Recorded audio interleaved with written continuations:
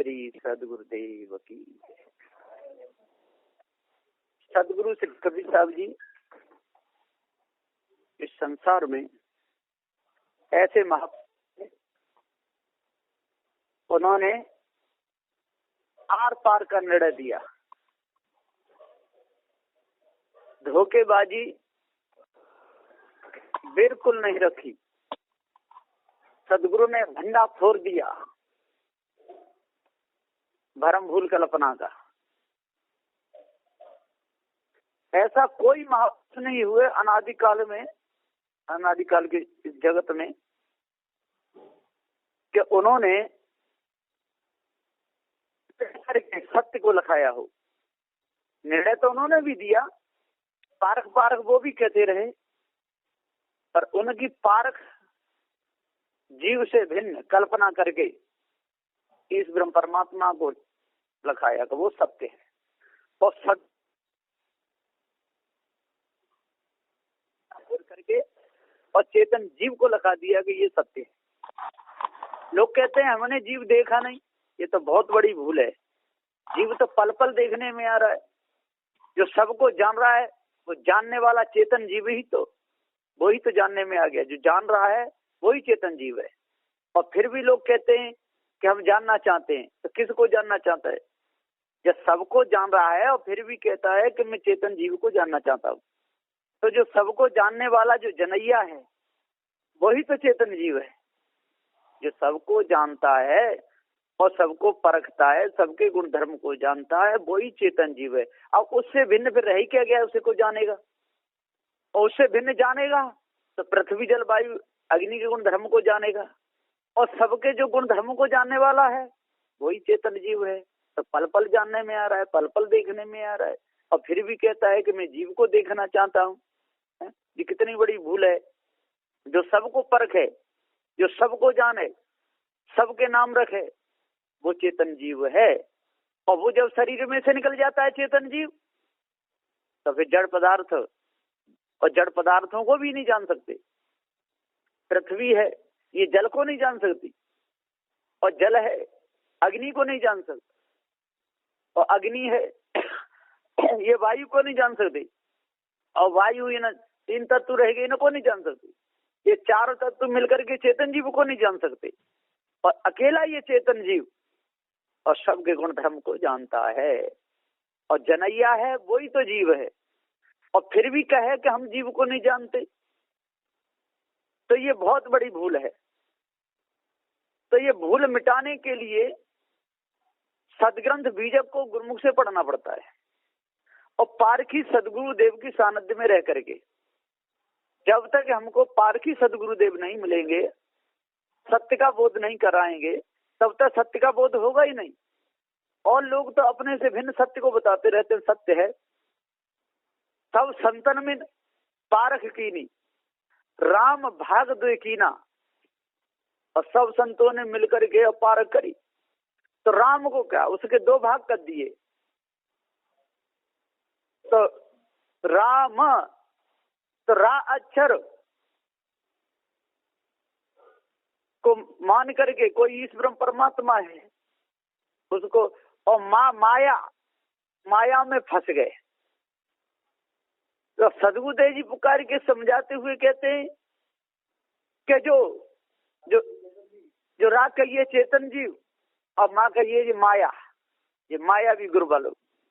इन्होंने सारे संसार को धोखे में फंसाया और स्वयं धोखे में फंसे रहे। पर आजकल तो वो लोग भी जग रहे। ऐसा मालूम पड़ता है कि उनमें भी भ्रम भूल कल्पना निकलती जा रही है उनसे। वो भी सदगुरु श्री कबीर साहब के न्याय निर्णय को परखते समझते जा रहे। वो भी कहने लगे, वो भी कहते हैं कि जो ब्रह्म है ना, ब्रह्म ही जीव है। अब ऐसा कहने लगे तो अब थोड़ी सी कसर रह गई। और मतपंथ वाले भी कहने लगे हैं कि ये ब्रह्म ही जीव है, ब्रह्म ही शिव है, ऐसा कहते। तो कहते हैं तो समझ लो कि जीव को स्वीकार कर रहे हैं, लेकिन उस भ्रम को नहीं तज पा रहे। ये नहीं कह रहे कि मनुष्य के हृदय से उठी हुई कल्पना है। इस ब्रह्म जो परमात्मा है वो मनुष्य के हृदय से उठी हुई कल्पना है। कल्पना कभी जीव नहीं हो सकता, वहां तक तो नहीं, पर इतने पर तो आ गए कि चेतन जीव है यही ब्रह्म है, इतना तो कहने लगे। अब कोई कोई तो उन्मत्त पंथ सिद्धांत वालों को भी पार ज्ञान हो गया है, सन्यासियों को, वैरागियों को, तो वो भी कहते हैं कि हाँ चेतन जीव ही सत्य है, इसके ऊपर और कोई नहीं।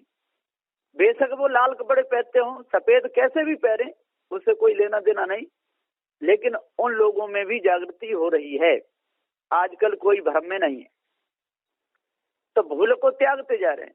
और जो पुराने जो महात्मा हैं, जो जानकार हैं, उन्हें तो पूरा मालूम है साधु श्री कबीर साहब का निर्णय, और कभी कभी पार्क सिद्धांत का निर्णय कर भी देते हैं। अखंडानंद जी महाराज जी बहुत अच्छा करते, कबीर साहब के ऊपर बहुत अच्छा बोलते, और जिस समय कबीर साहब के विचारों को बोलते हैं उस समय पूरा निर्णय कर देते। जीव को ही सत्य कहते हैं, जीव ही सत्य है, इसके ऊपर और कोई नहीं। और जब वो ब्रह्म सिद्धांत बोलते हैं तो ब्रह्म सिद्धांत को सिद्ध करते हैं, और ईश्वर सिद्धांत को बोलते हैं तो ईश्वर को सिद्ध करते हैं। तो ये बहुत खुशी की बात है कि अखंडानंद जो स्वामी जी हैं वो पारक सिद्धांत का बहुत अच्छे प्रकार से निरूपण करते हैं, वो जानते हैं। और सतमित्रानंद जी महाराज जी वो भी कबीर साहब के ऊपर बोलते थे, वो तो श्री कबीर नीला मंदिर बुरहानपुर में पढ़ के भी गए। तो अखंडानंद जी जो चित्रकूट वाले थे, तो वो तो श्री कबीर नीला मंदिर में आए, साधु काशी साहब जी से पढ़ करके गए। तो उन मतपंथ सिद्धांतों में भी पारक सिद्धांत का महत्व है, और सदगुरु श्री कबीर साहब जी को महत्व वो देते हैं। पर जो बीच के हैं, सदगुरुदेव ने कहा कहें कबीर ये बीच के बलके और की ओर, जिस समय पारसी संत निर्णय करते हैं और जड़ चेतन का निर्णय अलग अलग करते हैं, ये जड़ है ये चेतन है, उस समय जो पुराने संत हैं वो तो सुनकर के बहुत खुश होते हैं साधु श्री कबीर साहब के निर्णय को, और वो सम्मान देते हैं और मानते हैं। और जो नए नए हैं, इनको पूरा ज्ञान नहीं सब सिद्धांतों का, वो लड़ने लगते, झगड़ने लगते हैं। वही तो कबीर साहब को नास्तिक भी कहने लगते हैं, तो उनको पूरा नहीं। पर जो पूरे पहुंचे हुए जो पुराने जो महात्मा हैं वो कभी भी ये नहीं कहते कि साधु श्री कबीर साहब जी गलत कहे। एक बार कहते हैं कि एक स्वामी जी थे पथिक जी महाराज, तो पथिक महाराज जी ने ईश्वर का मंडन किया, ब्रह्म का भी मंडन किया और खंडन भी किया, दोनों काम किए और प्रवचन अपना बोले।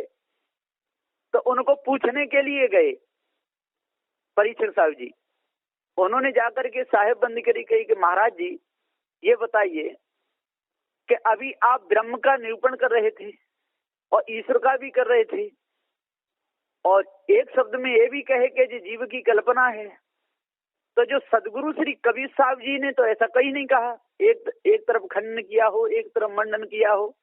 तो अब आप ये बताइए कि जो आप कह रहे थे मंडनात्मक रूप में, वो सत्य है कि साधु श्री कबीर साहब ने ब्रह्मभूत कल्पना का इस ब्रह्म परमात्मा का खंडन किया, वो सत्य है?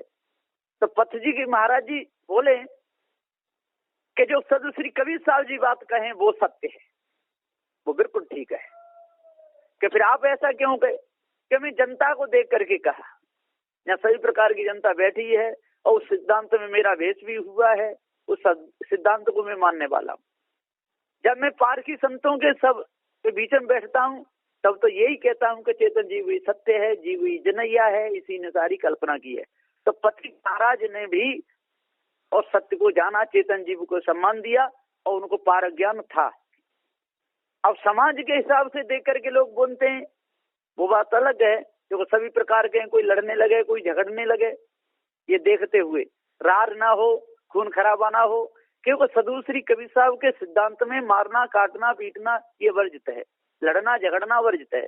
तो पारसी संत समझ लेते हैं कि यहाँ पर यदि हम आर पार का पूरा निर्णय देंगे और सभी प्रकार के लोग बैठे हैं, यहाँ पर गांजा, भांग, अफीम ये खाने वाले भी बैठे हैं, तेग तलवार लिए भी बैठे हैं, फरसाधारी भी बैठे हैं, नंगा, ये सारे बहुत लोग बैठे हुए हैं, मार काटने में बिल्कुल नहीं चूकते और जरा भी उनके खिलाफ, उनके तो खिलाफ ही है निर्णय तो सत्य का है, पर जरा भी उनको बुरा लग गया और वहां तेग तलवार खिंच गए, फरसाबाजी चल गई तो खून बह जाएगा।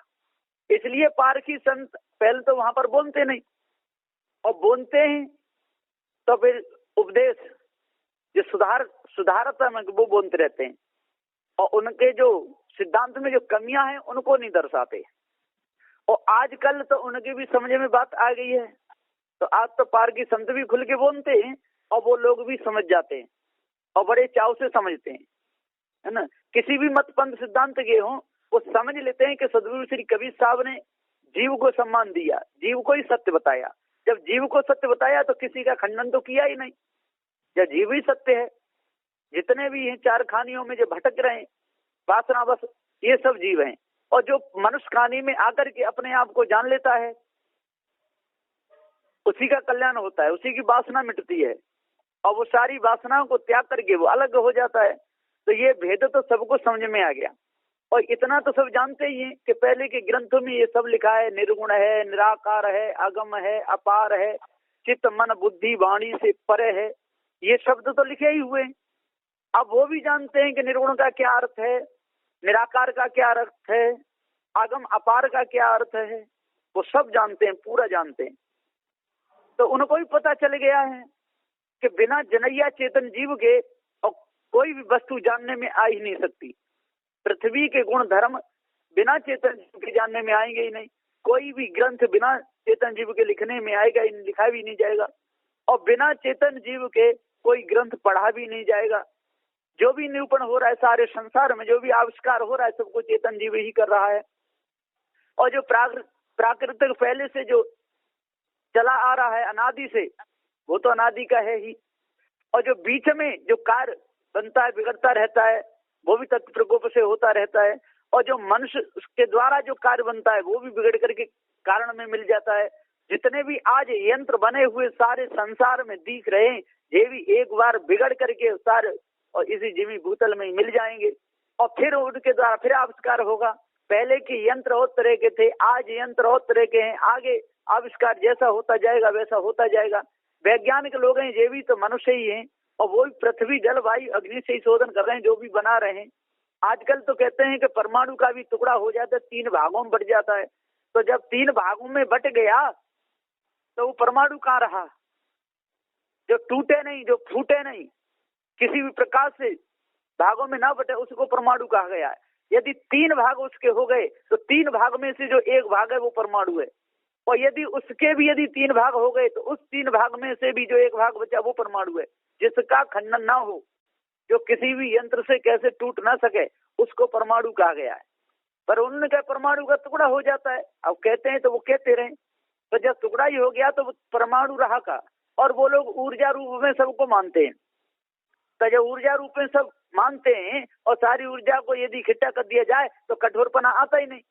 इसलिए पृथ्वी में कठोरपना है, इसलिए उसके अंतिम भाग का कभी खंडन नहीं होता, कभी टूटता नहीं, वो परमाणु है।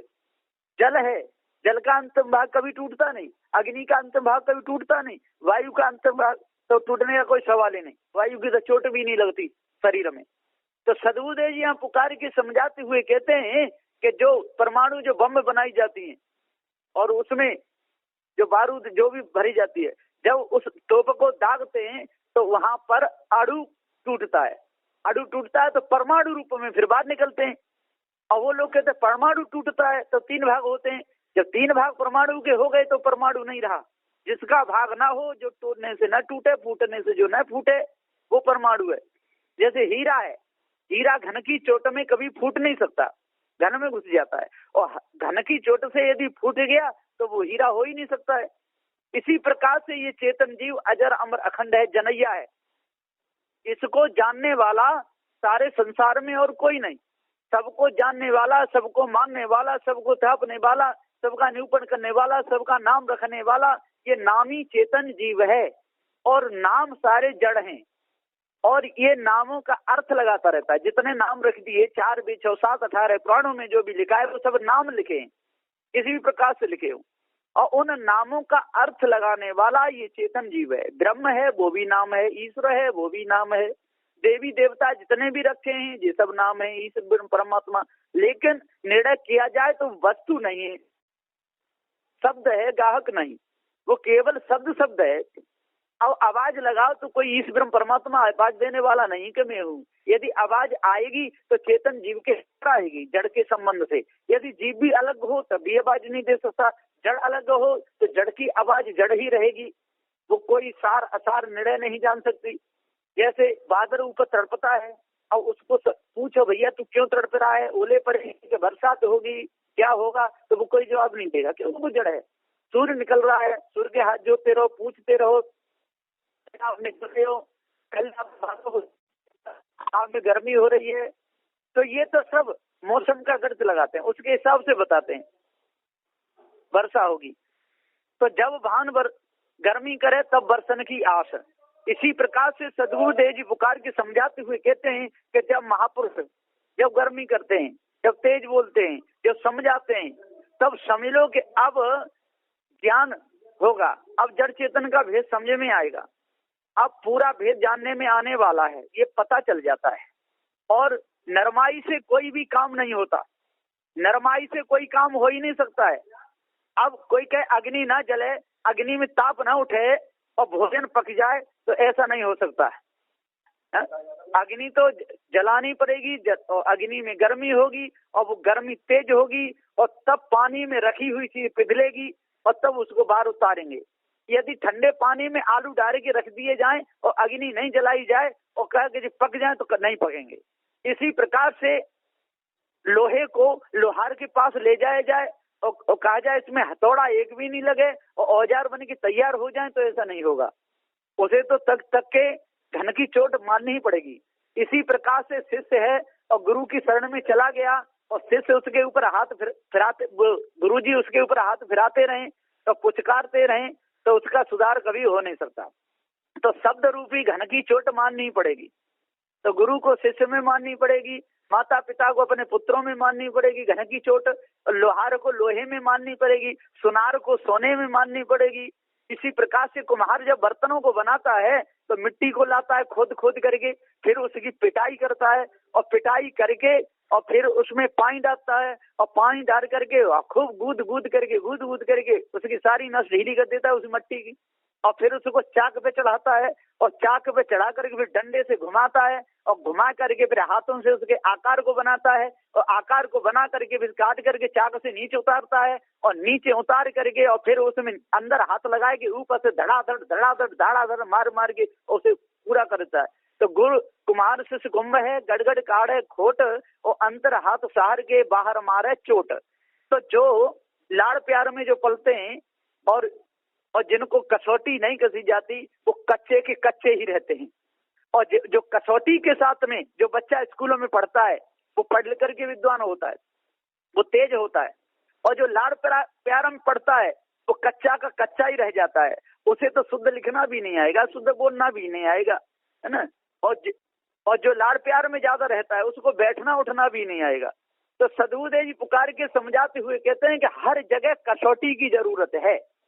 यदि भोजन पकाना है तो आग की ताप उसको देनी ही पड़ेगी, यदि बर्तन पकाने आग की ताप उसको देनी ही पड़ेगी। लोहे का यदि कुछ बनाना है तो हथौड़ी की चोट उस पर मारनी ही पड़ेगी। यदि खेत जोतना है तो उसमें हल्की नोक घुसनी ही पड़ेगी, कोई क्या हल्की नोक खेत में ना लगे और खेत जुत जाए, ऐसा कभी होगा नहीं।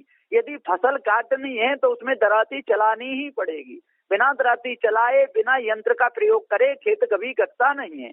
इसी प्रकार से शब्द रूपी चोट माननी पड़ती है और बिना शब्द रूपी चोट के काम चलता नहीं है। तो सदगुरु पुकार के समझाते हुए कहते हैं कि सदगुरु की शरण में लगना चाहिए और सदगुरु की शरण में लग करके सदगुरु जो उपदेश दें उसको धारण करना चाहिए। यदि उपदेश समझ में न आवे तो बार बार पूछना चाहिए, और सदगुरु जो शब्द रूपी घन की चोट जो मारते हैं उसको सुन करके हाँ बिलबिलावन तो होती है। लोहे पे जब चोट लगेगी तो लोहा कूद जाता है, कभी कभी तो बहुत दूर छेनी बहुत दूर गिरती है, लकड़ी में छेनी लगा करके, और जब घन की चोट जब मारते हैं तो छेनी कभी कभी उचट जाती है और दूसरों को भी लग जाती है। कभी कभी भंडारी लोग भोजन बनाते हैं और पानी ऊपर फैल जाए तो कभी कभी जल भी जाते हैं, कभी कभी हाथ भी जल जाता है। तो जो काम करते हैं तो कुछ न कुछ तो होता ही है। तो सदगुरु देव शब्द रूपी चोट मारते हैं और शब्द रूपी चोट मारते हैं तो कभी कभी जैसे लोग बिलबिला भी जाते हैं और बिलबिला करके और फिर आते हैं, फिर चोट लगती है, बार बार चोट लगने में एकदम वो तख्त सीधे हो जाते हैं। इसी प्रकार सरिया टेढ़ी होती है, बार बार उसको आग में लगाते हैं और आग में जब लाल पड़ जाती है निकालते हैं और निकाल करके फिर घन की चोट लगाते हैं और फिर यदि कोई कसर रह जाए तो फिर अग्नि में उसको देते हैं और फिर जो जब तक वो सरिया पूरी सीधी नहीं हो जाती तब तक वो आग में घुसी जाती है, निकाली जाती है और घन की चोट मारी जाती है। इसी प्रकार से बढ़ई जब लकड़ी के कुर्सी मेज टेबल जब बनाता है तो उसको जब तक वो पाया पूरा नहीं बन जाए और तब तक बसूला और छेनी की चोट उसमें मारनी पड़ती है, छांट के छिल के छेनी को मार करके उसमें बिल करके उसमें सेरे पाटी करके तब खाट बन के तैयार होती है। इसी प्रकार से रस्सी जब बटते हैं तो उसमें घास बार बार लगाना पड़ता है और बार बार उसे मोरी देनी पड़ती है, बार बार घास लगाना पड़ता है। यदि एक ही बार घास लगाया जाए उसे मोरी नहीं दी जाए तो रस्सी बन के तैयार नहीं हो सकती है। इसी प्रकार से माताएं जब टोपा बुनती हैं, जब स्वेटर बुनती हैं तो सलाई डालती हैं और बार बार फंदा डालना पड़ता है, बार बार फंदा डालना पड़ता है और फंदा खराब हो जाए तो निकालना पड़ता है और फिर डालना पड़ता है और तब कहीं टोपा स्वेटर बन करके तैयार होता है। इसी प्रकार से मशीनों पर जब कपड़ा बनता है और तब वहां पर भी बार बार धागा डालना पड़ता है, बार बार उसको देखना पड़ता है, जरा भी कमी हो जाए, सांटा पड़ जाए तो फिर मशीन बंद की जाती है, फिर उतना निकाला जाता है और फिर उसमें फंदा डाला जाता है और तब कहीं कपड़ा बन के तैयार होता है। यदि कोई कहे कि घर में से निकले और संत गुरुजनों की शरण में आ जाए और एकदम पक्का हो जाए और उसमें डांट फटकार बिल्कुल नहीं पड़े तो ऐसा हो ही नहीं सकता। फिर वो कच्चा का कच्चा रहेगा पूरा जन्म, क्योंकि उसको कसौटी लगी नहीं, अपने घर परिवार में फंसा रहेगा, जात वर्ण में फंसा रहेगा, माता पिता कुल खानदान में फंसा रहेगा, स्त्री कुटुंब परिवार से उसका मन नहीं निकलेगा और क्या साधु का जो पैसा जो चढ़ेगा उसको भी घर परिवार में देता रहेगा, क्योंकि उसमें कसौटी लगी नहीं, डांट फटकार लगी नहीं, अच्छे प्रकार से वो सीधा हुआ नहीं। लोहे की चोट तो पड़ी सलिया पर पूरी सीधी नहीं हो पाई तो तब तक वो टेढ़ी की टेढ़ी हो रहेगी। इसी प्रकार लाठी जब पकाई जाती है तो बांस को काट करके और पहले उसको दिया जाता है पानी में और पानी में जब वो लाठी पक जाती है तो फिर उसको निकालते हैं और निकाल करके फिर उस पर तेल लगाते हैं और तेल लगा करके फिर अग्नि पे उसको पकाते हैं और उसमें अग्नि पे सेक करके तेल लगा के बिल्कुल सीधी कर देते हैं और सीधी करके और फिर तेल भर करके और कोई तो उसको डुबाते हैं तेल में तो एकदम काली पड़ जाती है। फिर वो लाठी चलती है तो टूटती नहीं, टेढ़ी पड़ जाएगी लेकिन वो टूटेगी नहीं। इसी प्रकार से जो संत गुरुजनों की शरण में आकर के और जो पक्का हो जाता है, खानी बानी दोनों जाल समझ में आ जाते हैं, जड़ चेतन का पूरा भेद समझ में आ जाता है, चारों मुखबाणी को जो जान लेता है, बेशक कोई भी शब्द की चोट कैसी भी मारे उसकी उसमें टेढ़ तो आ ही नहीं सकती है किसी भी प्रकार से, वो एकदम अडिग रहेगा अपने पद में पूरा, कभी भी इधर उधर नहीं। जो भी शब्द कहेगा तो टनाकेदार कहेगा, कुछ भी कहे टूटे फूटे और बिन कहे भरम न जाए। जो भी शब्द आएगा वो एकदम छरा फटका शुद्ध साफ निर्मल आएगा, किसी को अच्छा लगे और चाहे बुरा लगे। उससे सदगुरु श्री कबीर साहब को कोई लेना देना नहीं था। सदगुरु श्री कबीर साहब को तो ये पता था कि मैं चेतन जीव का ही सम्मान कर रहा हूँ, चेतन जीव का ही मान कर रहा हूँ, चेतन जीव को ही भव बंधन से छुड़ा रहा हूँ। अनादि काल से ये चेतन जीव अपने आप को भूला हुआ है, इस ब्रह्म परमात्मा देवी देवताओं की कल्पना में लगा हुआ है। तो मेरा तो हित इसी में है कि यदि कोई जीव भ्रमभूल कल्पना से, विषय वासना से, चोरी हिंसा से, विचार से, ईर्ष्या क्रोध मानछल से, गाली निंदा झूठ से, संसार की चिपक से छूट जाए तो बहुत अच्छी बात है। तो ऐसा निर्णय दिया बंदी छोर सदगुरु श्री कबीर साहब ने। अब इस निर्णय को सुनकर के भी यदि ये निर्णय किसी को बुरा लगे तो वो जाने, उसका काम जाने। सदगुरु श्री कबीर साहब ने तो अपना पूरा काम कर दिया, भव से छूटने का उपदेश दे दिया, फिर चाहे कोई भव में छूटे और चाहे संसार में फंसे, इससे सदगुरुदेव को कोई लेना देना नहीं।